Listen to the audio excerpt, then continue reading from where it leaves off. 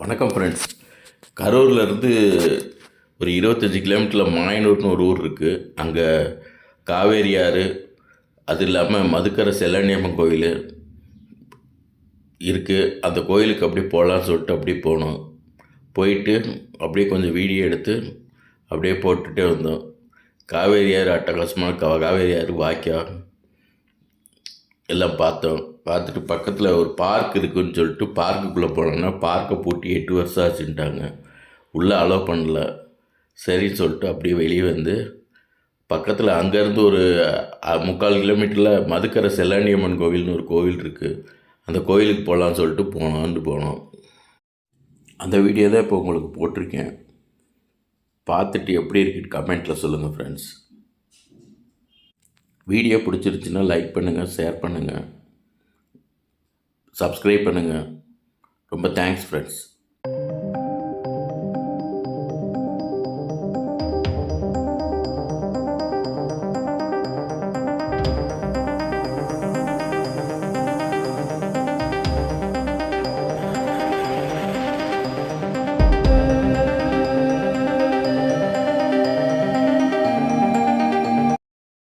Friends, உங்களுக்கு இப்போ நான் ஒரு சூப்பரான இடத்த காமிக்கிறேன் பாருங்களேன். எப்படி பாருங்க, தண்ணி எப்படி போகுது பாருங்க. நல்லா இருக்கா ஃப்ரெண்ட்ஸ்? இதே எங்கள் பிரம்மாண்டமான காவேரி ஆறு எப்படி இருக்குன்னு பாருங்க.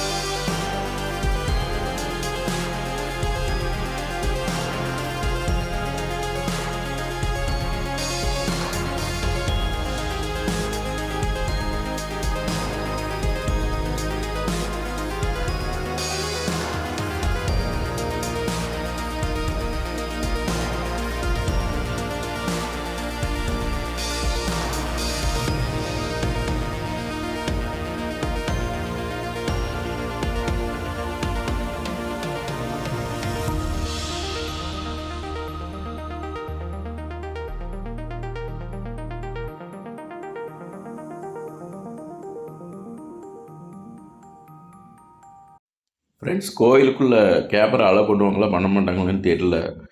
அதனால் வெளியவே சிவன் பெருமாள்லாம் இருந்தாங்க. அங்கே சாமி கும்பிட்டுட்டு இருந்தாங்க. வேண்டுதல் வேறு வச்சுட்டு இருந்தாங்க. அதனால் அதை வீடியோ எடுத்து போட்டிருக்கேன்.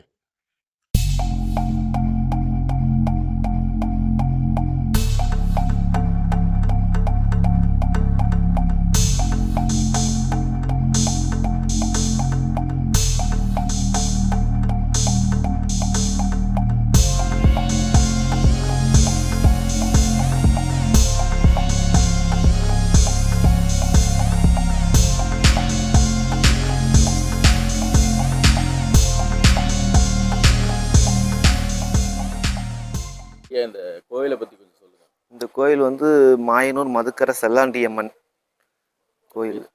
போயிட்டு இதுக்கு வந்து முக்கிய அம்சம் என்னங்கன்னா, சேர சோழ பாண்டிய மன்னர்கள் வந்து இங்கே தான் வந்து பாகப்பிரிவினை பண்ணாங்க. இதான் 18ஆம் படி.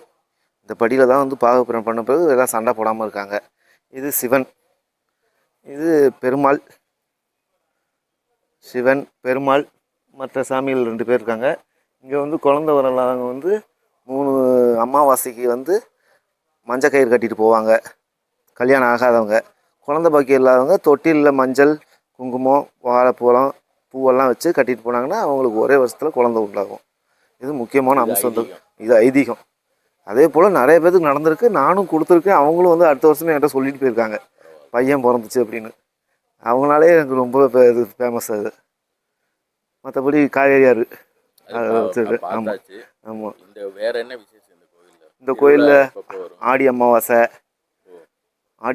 இந்த ஆடி மாதம் 30மே பயங்கர கும்பலாக இருக்கும். இன்றைக்கெல்லாம் இன்னும் கொஞ்ச நேரத்தில் பாருங்கள் பயங்கர கும்பல் வந்துடும். இன்றைக்கி ஆடி வெள்ளிங்களா, அதனால் வந்துடும். ஆமாம். இன்றைக்கெல்லாம் கொஞ்சம் கும்பல் கம்மி, ஸ்கூல் இருக்கனால. இப்போ ஞாயிற்றுக்கிழமை வந்தீங்கன்னா பயங்கரமாக இருக்கும் கும்பல். அதனால் வண்டியெல்லாம் நிப்பாட்ட கூட இடம் இருக்காது, அந்தளவுக்கு கும்பல் இருக்கும். இப்போ பக்கத்தில் பஸ் வசதியெல்லாம் வந்து ரயில்வே ஸ்டேஷன் இருக்குது. திருச்சியிலேருந்து வரலாம், கரூர்லேருந்து வரலாம். பஸ் வசதி இருக்குது. மெயின் ரோடு தான் இது. மாயனூர்னு கேட்டிங்கன்னா எந்த பஸ்ஸு, எல்லா பஸ்ஸுமே நிற்கும். பாயிண்ட் கூட நின்று ஏற்றிட்டு போவாங்க. சரிங்க, ரொம்ப நன்றி. சரி.